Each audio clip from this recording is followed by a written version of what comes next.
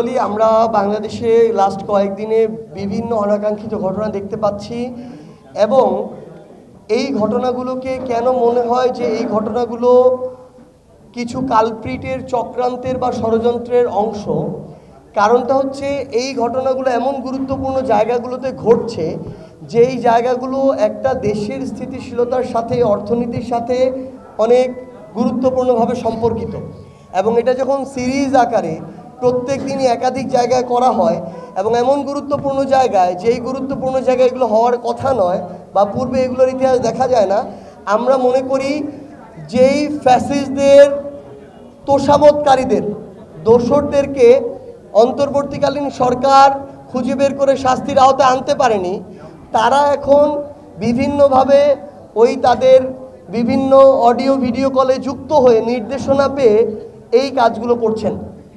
এই জায়গায় গুরুত্বপূর্ণভাবে তদন্ত করা উচিত এবং অন্তর্বর্তীকালীন সরকারের সুশীল মনোভাব, দয়াপ্রবণ মনোভাব থেকে বের হয়ে যারা অপরাধী তাদের বিরুদ্ধে ব্যবস্থা নিতে হবে।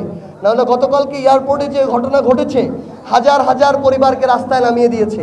তাহলে একজনের প্রতি সুশীলতা প্রদর্শন করে হাজারের অধিক পরিবারের প্রতি আমরা অন্যায় করতে পারি না। আমরা অন্তর্বর্তীকালীন সরকারকে একটু শক্ত এবং দৃঢ়ভাবে ব্যবস্থা নিতে দেখতে চাই। তাহলে নির্বাচনকালীন সময়ে তাদের প্রতি রাজনৈতিক দল এবং জনগণের একটা আস্থা তৈরি হবে। সর্বশেষ রংপুর, আমাদের অভাগা রংপুর। এই উত্তরবঙ্গ, স্পেশালি রংপুর বিভাগ বিগত বছরগুলোতে বরাবরই তাদের জায়গা থেকে বঞ্চিত হয়েছে। উন্নয়ন বাজেটের জায়গায় শূন্য শূন্য লেখা ছিল, এরকমও আমরা দেখেছি। এখানে আমাদের একটা বিশ্ববিদ্যালয়, বেগম রোকেয়া বিশ্ববিদ্যালয়, আমাদের ভাই শহীদ আবু সাইদ, যেখান থেকে অভ্যুত্থানের আরেকটা অধ্যায় শুরু হলো, সেই বিশ্ববিদ্যালয়ে গিয়ে দেখেন বিশ্ববিদ্যালয়ের একটা কেন্দ্রীয় অডিটোরিয়াম নাই। তো এরকম হচ্ছে এই রংপুরের চিত্র। আপনি রাস্তাগুলো দেখেন, এখনো 4 লেন রাস্তা হয় নাই। আপনি শহরের রাস্তাঘাট অবকাঠামো দেখেন, এক একটা যা ইচ্ছা তাই অবস্থা। আশেপাশের নদী নালা, খালবিল যেগুলো ছিল, 2-1টা লোক দেখানো বাদ দিয়ে বাকিগুলো সবগুলো ধীরে ধীরে মরে যাচ্ছে। আমরা আহ্বান করব অন্তর্বর্তীকালীন সরকারকে এবং আগামীতে যারা আসবেন, রংপুরের মানুষ যেহেতু প্রথমে জীবন দিতে শিখে গিয়েছে, আগামীতে যদি আপনারা রংপুরের প্রতিনিধিত্ব করতে চান, রংপুরের প্রাপ্য রংপুরকে বুঝিয়ে দিতে হবে। যদি না দেন, রংপুরকে নিয়ে রাজনীতি করার চিন্তা বাদ দেন।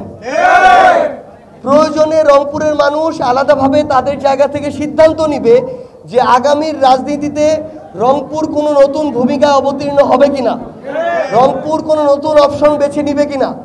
কিন্তু যে রাজনৈতিক দলই ক্ষমতায় আসুক না কেন, যারাই মন্ত্রণালয়ের মন্ত্রী উপদেষ্টা হিসেবে দায়িত্বে থাকুক না কেন, রংপুরের যদি প্রাপ্য রংপুরকে বুঝিয়ে দেওয়া হয়, তবেই রংপুরের জন্য আপনার দরজা উন্মুক্ত থাকবে।